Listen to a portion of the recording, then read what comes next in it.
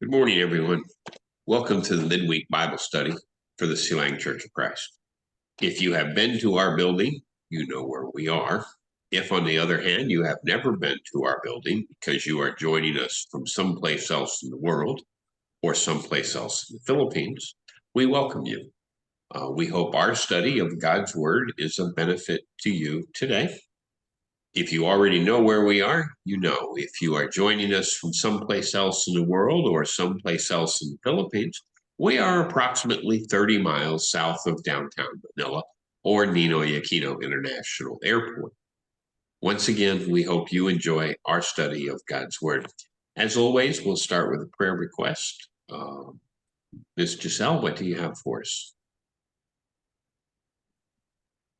Sir, good morning, sir. Good morning, everybody. Good morning, Ma'am Cora. As always, sir, enlightenment for me and my husband. And I'm very thankful for another year. And uh, uh, I would like to thank also this congregation for helping me to develop myself. And thanks for all the blessings, sir. That's all. Okay. Mary Faye? Hi, Ernest. Good morning, everyone. My prayer request will always be, of course, I'm thankful. I'm Thanksgiving for all the many blessings, daily blessings, to be able to wake up, eat, the strength, everything. I'm so thankful for everything, and of course, guidance and healing for all of us. Okay. Beautiful woman? Good morning, everyone. I still have to pray for the people in Israel and a praise for the release of some, not a lot, not all, or not a lot, but a few of the hostages. And one of them is a Filipino in the first batch. So hopefully it will continue to release some more hostages. Continuous healing prayer for Claudio, Rosella, Kelly, Mr. Kelly, and Marge and Tanya, and a Teresa, and a continuous healing and praying for my cousin Kelly, Raquel, who just had her brain surgery last Saturday, and she's right now being under observation in the ICU. Hopefully she will be recovered.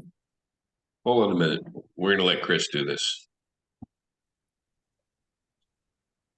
Good morning, Chris. Morning, guys. If you don't mind, grab a ball pen. We'll let you do prayer requests. Sure.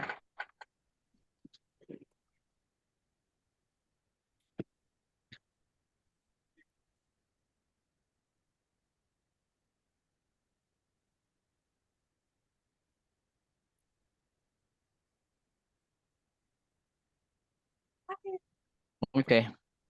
Okay, Giselle? Again. She's thankful for the congregation and the growth that she has and the blessings that she receives every day. Mary Faye is grateful for the blessings she has. She prays that all of us will continue to grow and continue to be gifted with good health. Did I get that right, Mary Faye? Okay. Miss Cora has a litany of names she's going to give you for healing prayers, including her cousin Kelly, who just had brain surgery on Saturday. Cora, go ahead. Prayer for the people of Israel, and praise God, because we have some couple of days release of some hostages, 17 and 13. First day was 17 people. In fact, one of them is a Filipino, and 13 more people on the second day. I'm not sure about the third day anymore. And then, as I've said, there's a healing prayer for Claudio, Rosella, Mr. Kelly, Teresa, March, and Tanya. And a special, did you get the one for my cousin? Yep. Okay, thanks. That's it. Katrina, Well, what was for Giselle? Sorry. go ahead yourself. You're muted, You're Giselle. on mute. I would like to thanks for another year because sir, it's my birthday today. And thanks for all the blessing and enlightenment for me and my husband. And thanks for this congregation for be giving me a chance to develop myself, sir. That's all, sir. Katrina. All right. Good morning, brother. Good morning, everyone. First and foremost, Thanksgiving for another year. It's me and Sister Giselle's birthday. Although she's younger than me, it's okay. uh, it's really a blessing. And I'm just so happy. And also, I would like to say a praise. I've been dealing with a lot lately, difficulty within my family, and now things are starting to get better, and it's really, really a blessing, and really a praise for me. That's it.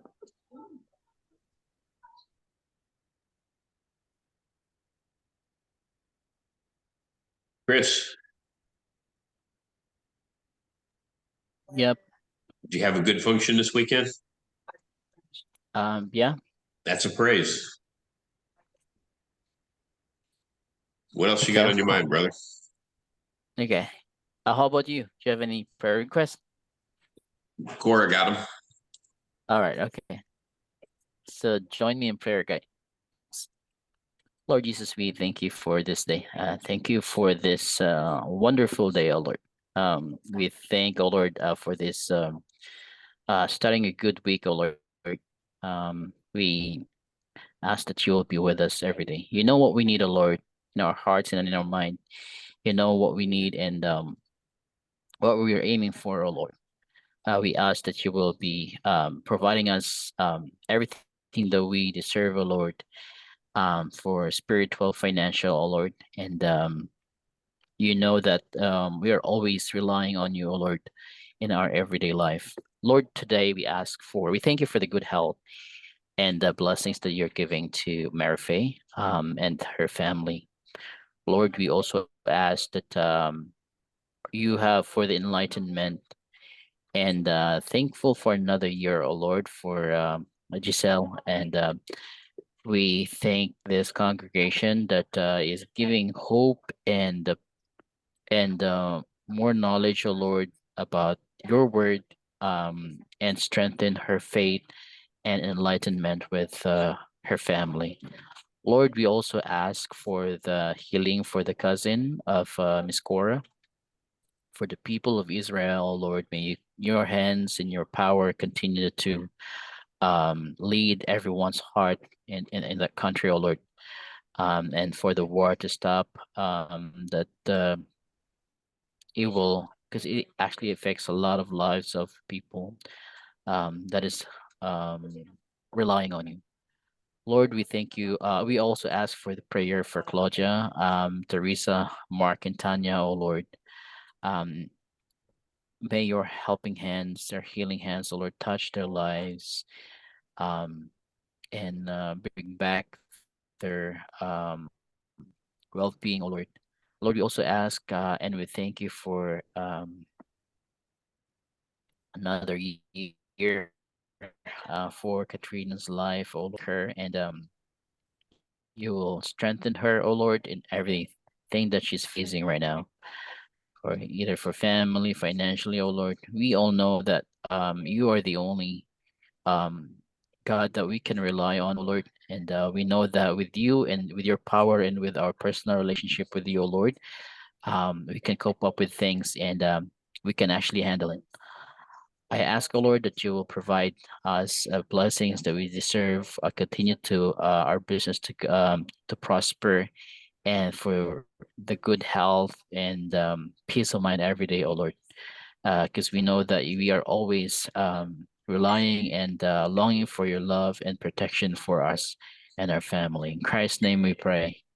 Amen. Amen. Amen. Okay, we are going to continue our study of the restoration principle. And the question we have today is, does the restoration of principles allow for diversity of opinion? And we're going to start our reading in Ephesians chapter 4. Ephesians chapter 4, verse 1, please, Giselle.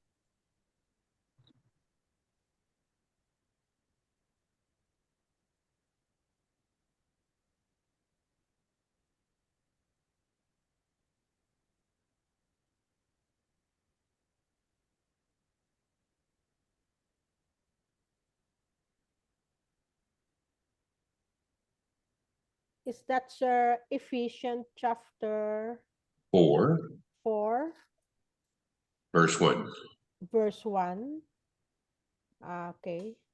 I, therefore, a prisoner for the Lord, urge you to walk in a manner worthy of the calling to which you have been called. Verse 2, please, Mary Faith. Verse 2, be completely humble and gentle. Be patient, bearing with one another in love. Verse 3, please, Cora. Verse 3, it says, make every effort to keep the unity of the Spirit through the bond of peace. So what we see is an encouragement from the Apostle Paul that we should accept as a challenge to ourselves. We need to work hard at keeping the unity of the Spirit. And this is not a slam dunk, if you will. It's something that we have to constantly work on. Just as surely as we let our guard down or pay attention to something else, we will be faced with the possibility of a divided congregation or a divided brotherhood. Unity and the restoration principle really go hand in hand. They're really hand in glove, if you will.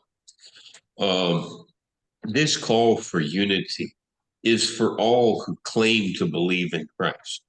And it's really an encouragement to go back to Christ and his church, his word, his plan for salvation, his worship, his way of living, and on we can go. Now, there are some things that play an important role in us maintaining restoration and unity. And the first one is a high respect for God and his word. The second one is a truth-seeking attitude. And third one, a great focus. The central focus is on Christ. Now, the fourth one is a proper approach to understanding the scriptures or the word of God.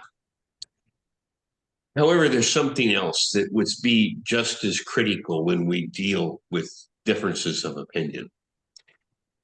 Diversity. Restoration seems to be calling for complete perfection, total conformity to the original.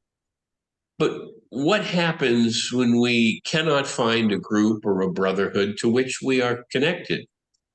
In this brief study that we've had, we've tried to point out that effort after effort keeps falling short of what our goal truly is. So how do we deal with diversity of opinion?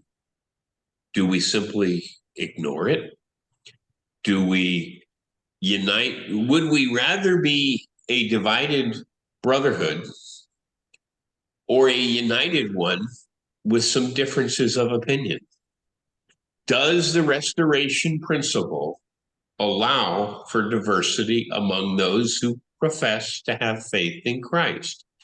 Now, I happen to believe that a gentleman by the name of Furman Kearley, who you guys aren't familiar with. He's a former editor of the Gospel Advocate magazine. Set forth 6 principles that would help us to answer this question. And I believe these thoughts are worthy of our consideration. Well, first one is we need to make a test of fellowship only what God says should be a test to fellowship. It should be obvious to anybody with even a small knowledge of Scripture that Christian fellowship is not open with no limitations. God's word does draw some lines of fellowship. There are 6 sins listed in 1 Corinthians chapter 5, verse 11. 1 Corinthians chapter 5, verse 11. Katrina?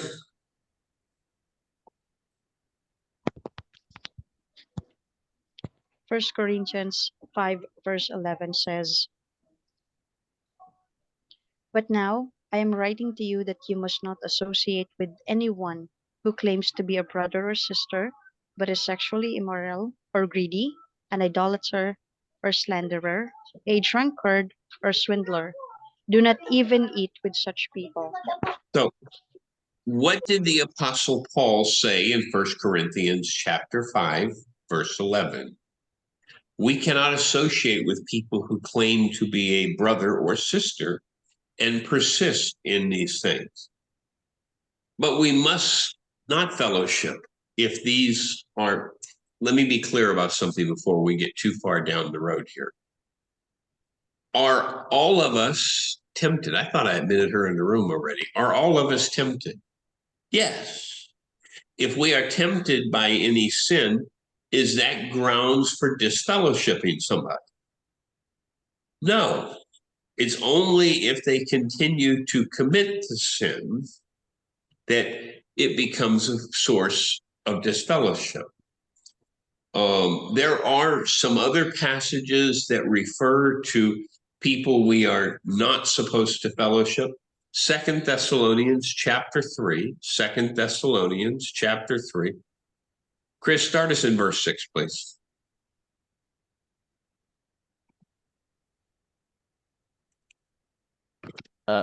Second Corinthians. 2 Thessalonians chapter, let me get it right.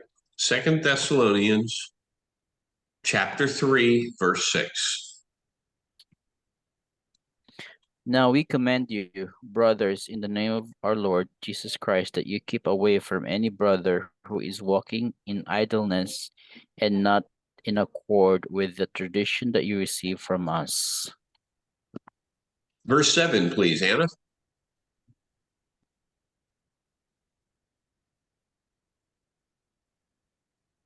Verse 7 says, "For you yourselves know how you ought to imitate us, because we were not idle when we were with you." Okay, verse 8, please, Giselle. Verse 8, nor did we eat anyone's bread without paying for it, but with toil and labor we work night and day, that we might not be burdened to any of you. Okay. Verse 9, please, Cora. Sorry, Mary Faye.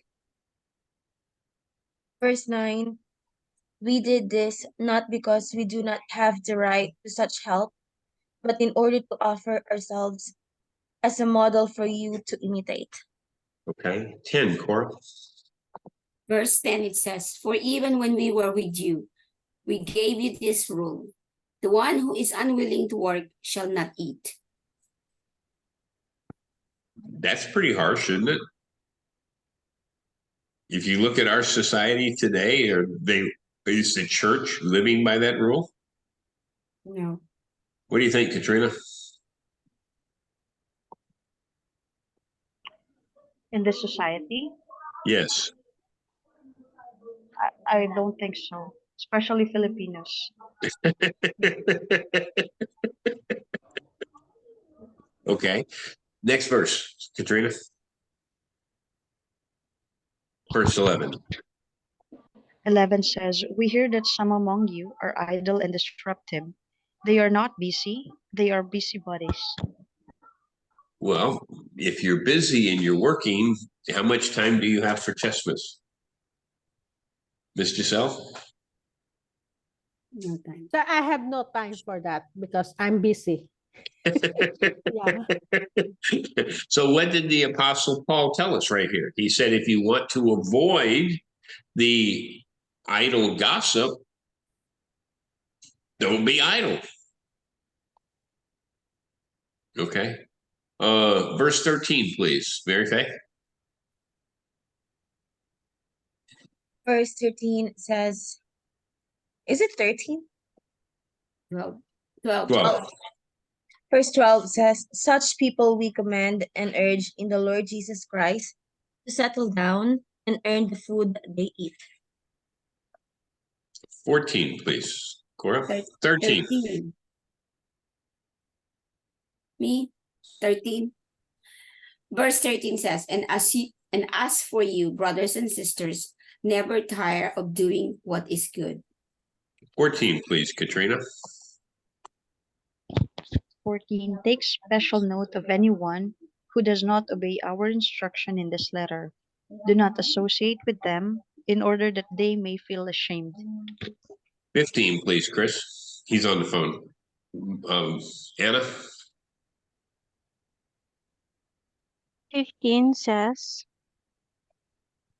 do not regard him as an enemy, but warn him as your brother.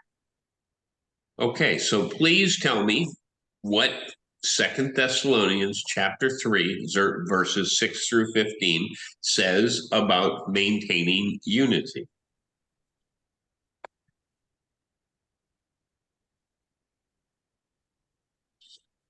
Katrina, I saw your lips move, but you're muted. Oh, I was just thinking the question was in terms of maintaining unity. Yes. So in terms of avoid chismes, avoid idleness, because it will be a way of you to make time for things that are not necessary. Correct. So be Okay. busy doing what God wants you to do. Okay. We're also told to disfellowship those have nothing to do with those who are engaged in idleness, right? Romans chapter 16, verse 17. Anna, is it your turn? No, you just read. Giselle.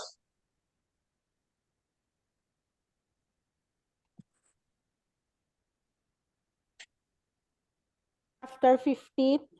Chapter 16, 16. Okay. Verse 17. Oh, 17. Okay, sir. Romans chapter 16, verse 17. I appeal to you, brothers, to watch out for those who cause division and create obstacle contrary to the doctrine that you had been taught. So those who bring in obstacles, avoid them, right? First Timothy chapter 1, verse 19, Mary Faye.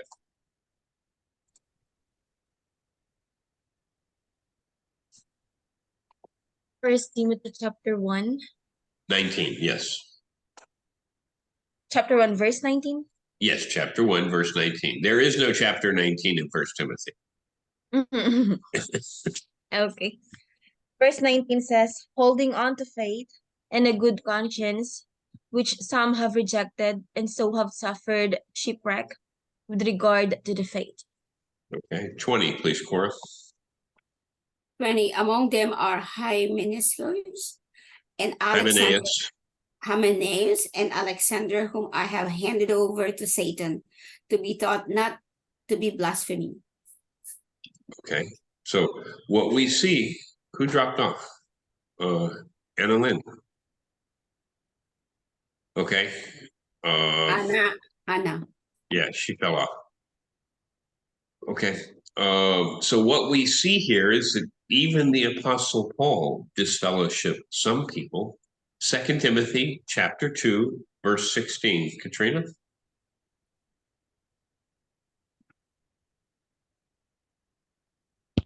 2 Timothy 2:16 says, avoid godless chatter because those who indulge in it will become more and more ungodly. Wow. 17, Chris. 2 Timothy chapter 2. 2 Timothy. Chapter 2, verse 17. And their talk will spread like gangrene. Among them are Hymenaeus and Philetus. Philetus, yes. Hymenaeus and Philetus. Okay. 18, please, Giselle. 18, who have been swerved from the truth, saying that the resurrection has already happened.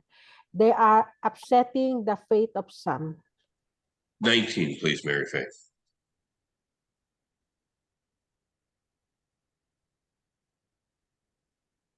Unmute, please. 19 says, nevertheless, God's solid foundation stands firm, sealed with this inscription. The Lord knows those who are his, and everyone who confesses the name of the Lord must turn away from wickedness. Wow. So if we confess the name of the Lord, we must turn away from what? Wickedness. Say it again. Wickedness. Wickedness. There you go. We have to turn away from wickedness, right? And turn towards righteousness. And we see here that Paul certainly disfellowships some people. 2 John chapter 9. Cora? 2 John chapter 9, it says, 9. Anyone who runs ahead and does not continue in the teachings of Christ does not have God. Whoever continues in the teachings has both Father and Son. Okay. 10. Katrina? Then, if anyone comes to you and does not bring this teaching, do not take them into your house or welcome them. Okay. 11, please, Chris. Sorry, what verse again? 2 John chapter 1, verse 11.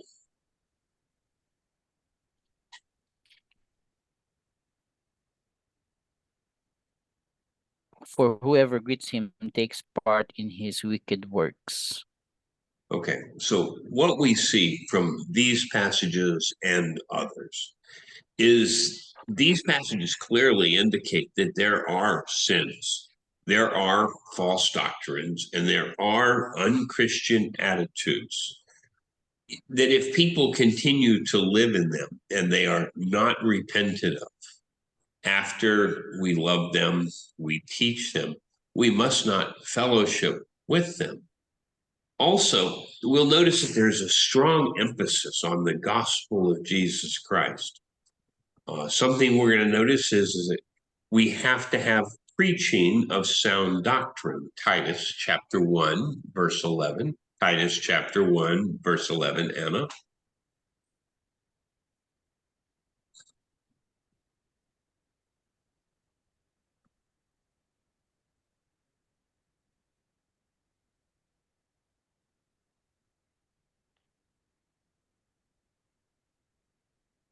Titus chapter 1 verse 11 says, they must be silenced since they are upsetting whole families by teaching for shameful gain what they ought not to teach. So we should not have people fellowship people who are teaching unsound doctrine. Romans chapter 16, verse 18, please, Giselle.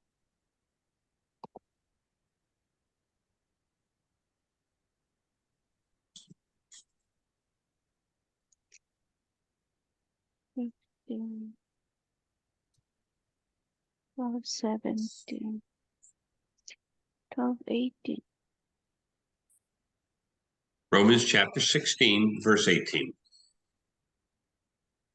12, 19.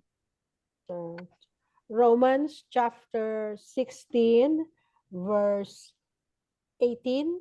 Yes. Okay. For such person do not deserve our Lord Christ, but their own appetites. They do not serve Christ, they serve their own appetites. Philippians 1:15, Mary Faye.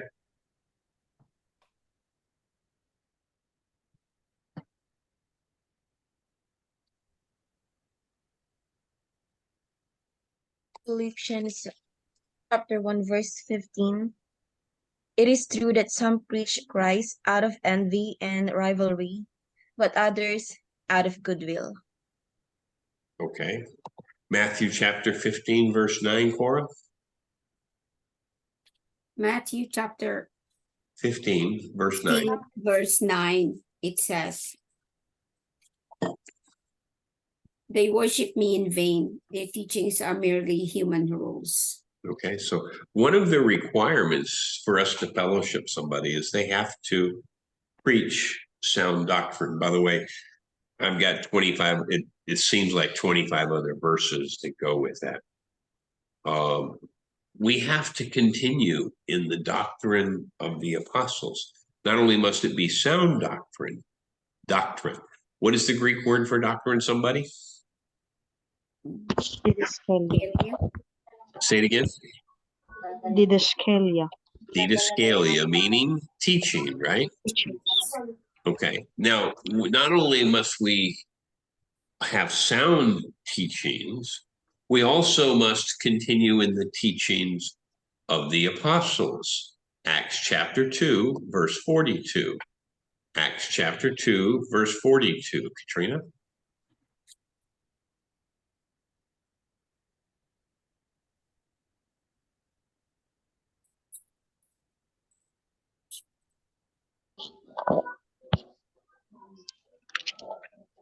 Acts 2, verse 42 says, they devoted themselves to the apostles' teaching and to the fellowship, to the breaking of bread and to prayer.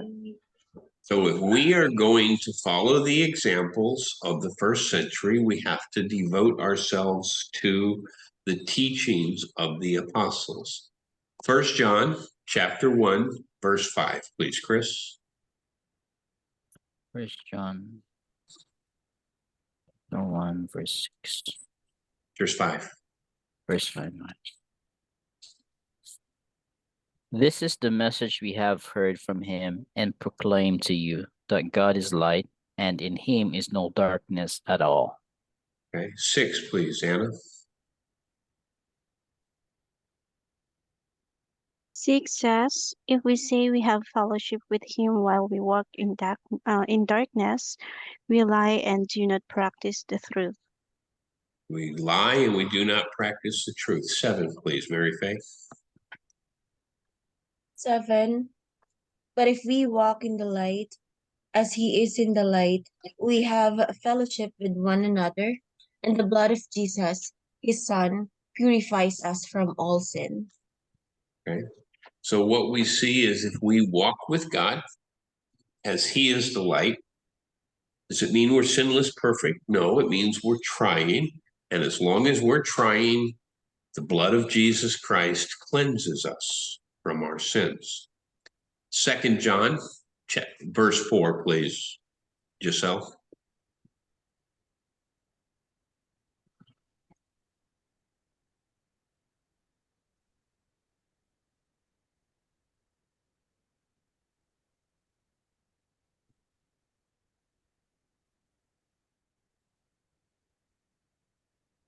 Second John, verse 4. I rejoice greatly to find some of your children walking in the truth, just as we were commanded by the Father. 5, please, Cora. Verse 5, it says, and now, dear lady, I am writing to you. I am not writing you a new command, but one we have had from the beginning. I ask that we love one another. Verse 6, please, Katrina. 6 says, and this is love, that we walk in obedience to his commands, as you have heard from the beginning. His command is that you walk in love. Okay, so what we see here is that we have to walk in love, continuing in the teachings of the apostles. 2 Timothy chapter 3, verse 10, please, Chris.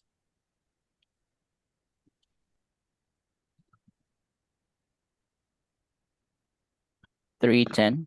Yes, please. You, however, have followed my teaching, my conduct, my aim in life, my faith, my patience, my love, my steadfastness. Okay, so by the way, as a person who teaches others, isn't that what we hope we can say one day? Follow my example as I follow me as I follow Christ. 1 Timothy chapter 1, verse 3. 1 Timothy chapter 1, verse 3, Anna.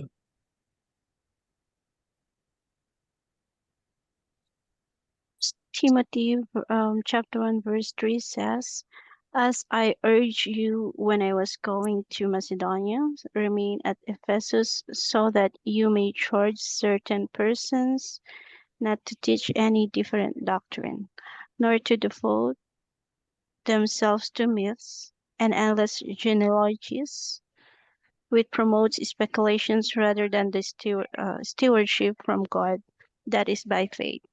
Okay, so our stewardship is by faith. Do not devote yourself to silly arguments, if I'm going to paraphrase the Apostle Paul. Titus chapter 1, verse 9, Mary Faye. Titus chapter 1 verse 9. He must hold firmly to the trustworthy message as it has been taught, so that he can encourage others by sound doctrine and refute those who oppose it. So we have to devote ourselves to sound doctrine. By the way, in Titus chapter 1, it actually deals with the qualification for elders, but I believe that this applies to all Christians. Giselle, 1 Corinthians chapter 15, verse 2.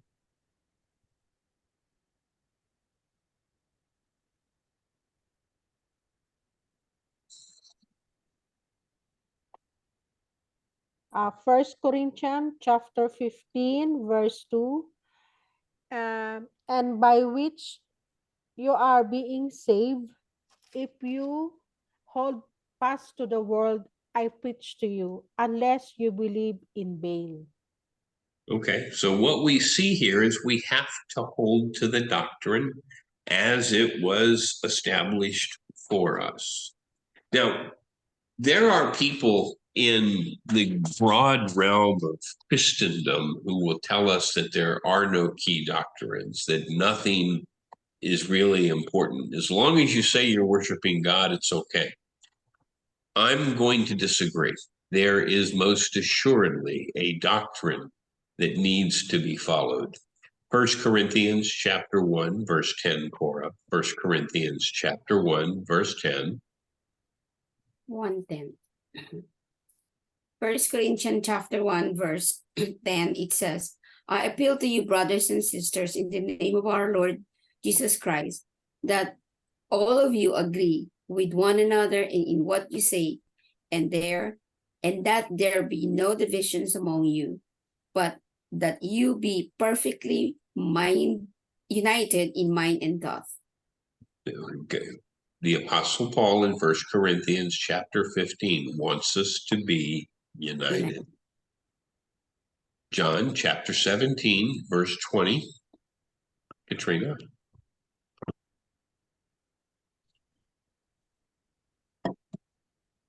You're muted.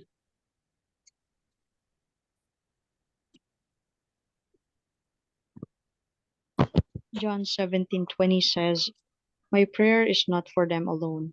I pray also for those who will believe in me through their message.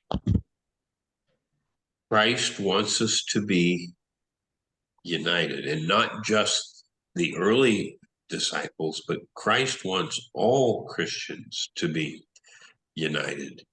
1 Samuel chapter 15, verse 21. Chris.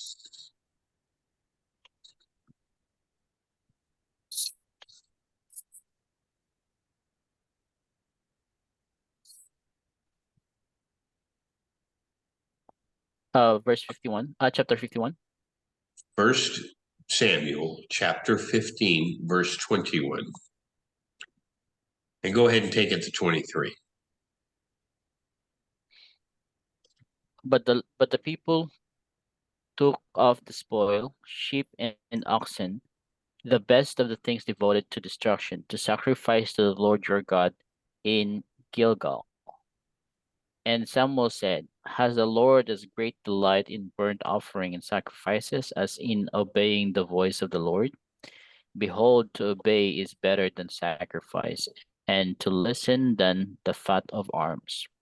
For rebellion is as the sin of the divination, and presumption is as iniquity in idolatry. Because you have rejected the word of the Lord, he has also rejected you from being king. What's the key message there? What do you see as the key message, Chris? The destruction. Obedience is better than sacrifice. Obedience. We have to do what God tells us to do. And there's a bigger story that's taking place here in that God told King Saul to destroy everything. And he decided that instead of destroying, what he would do was make a burnt offering to the Lord. However, God makes it plain. Doing what I said is more important than making a sacrifice to me. Romans chapter 15, verse 5, Anna. Romans chapter 15, verse 5.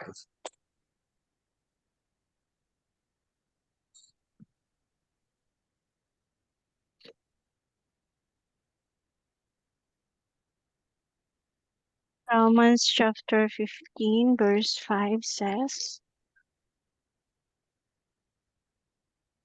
May the God of endurance and encouragement grant you to live in such harmony with one another, in accord with Christ Jesus, Live. that together you may be one voice glorify the God and Father of our Lord Jesus Christ. We should live in harmony with each other so that we might have one voice as we glorify God. Give us verse 6 to go with that, please, Mary Faith. Romans 15:6. Yes, please. 6 says, So that with one mind and one voice you may glorify the God and the Father of our Lord Jesus Christ. So we are to do what?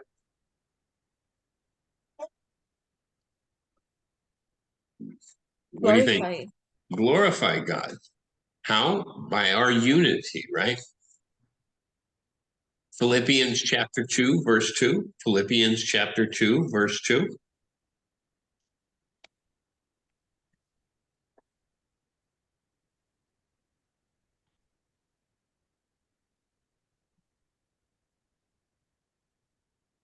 Whose turn is that?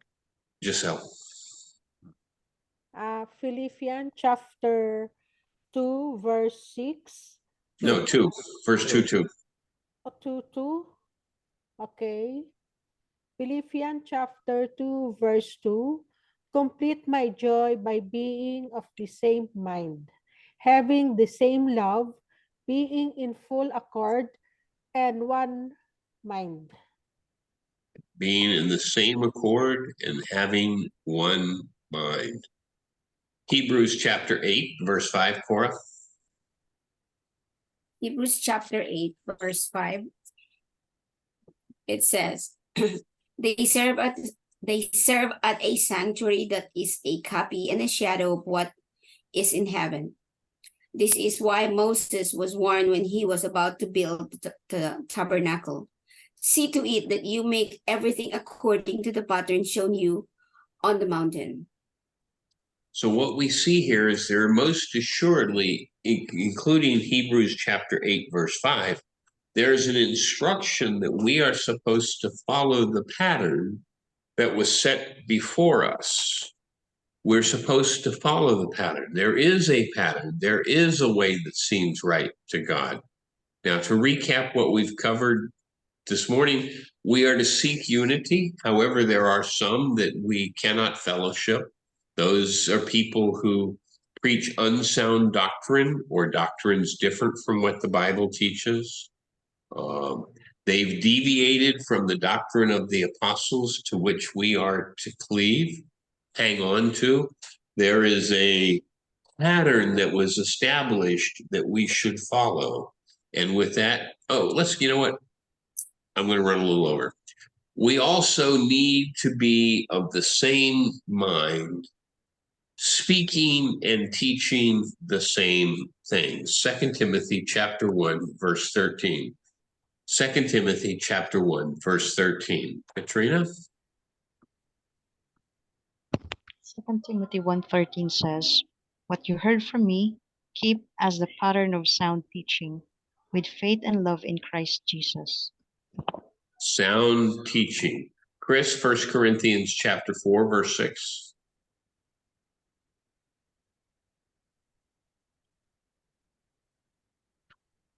I have applied all these things to myself and Apollos for your benefits, brothers, that you may learn by us not to give beyond what is written, that none of you may be up in favor of one against one another.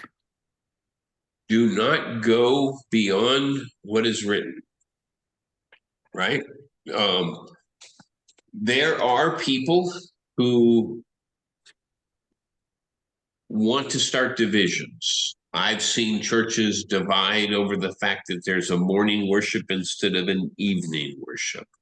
I've seen churches that refuse to fellowship other people because rather than multiple little cups that we use for communion, they say you're only supposed to use one cup. I've seen all kinds of craziness, okay? People get inflated with their own opinions and they go beyond what is written. John chapter 12, verse 48, Katrina.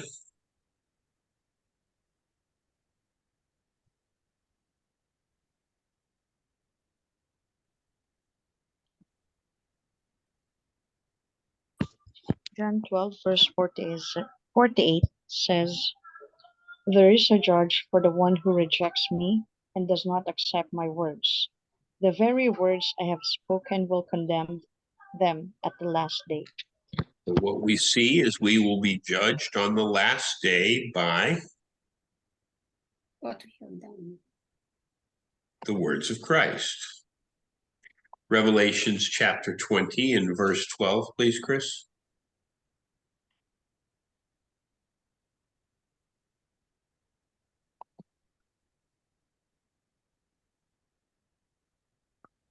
And I saw the dead, great and small, standing before the throne, and books were opened. Then another book was opened, which is the book of life. And the dead were judged by what was written in the books, according to what they had done. So we will be judged. By the way, this ties into our lesson from not last Sunday, not this just yesterday. We will be judged by what? According to what we done. By what we have done, right? Are we going to be judged by what our parents did? No, No. Are we going to be judged by what our children do? no. No. We each have that responsibility of and for ourselves. 1 Kings 22 and 14. Anna, 1 Kings 22 and 14.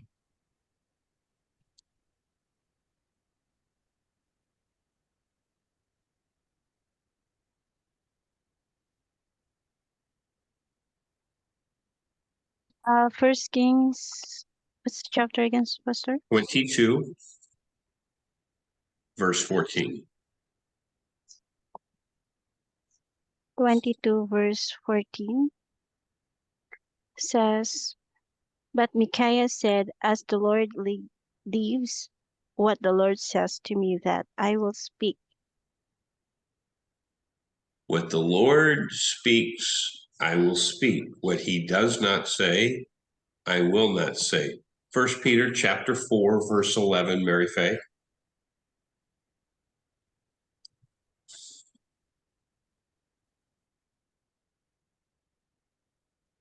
First Peter chapter 4, verse 11.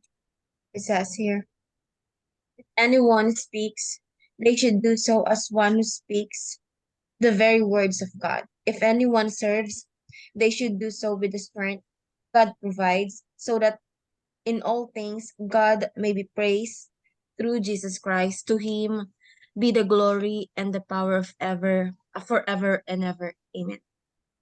Okay, so if we are to speak, we should speak According to what God said. according to what God said, right? Okay, with that, I think I did okay on time. Let's see, how did I do? Oh, I ran a little bit over. Let's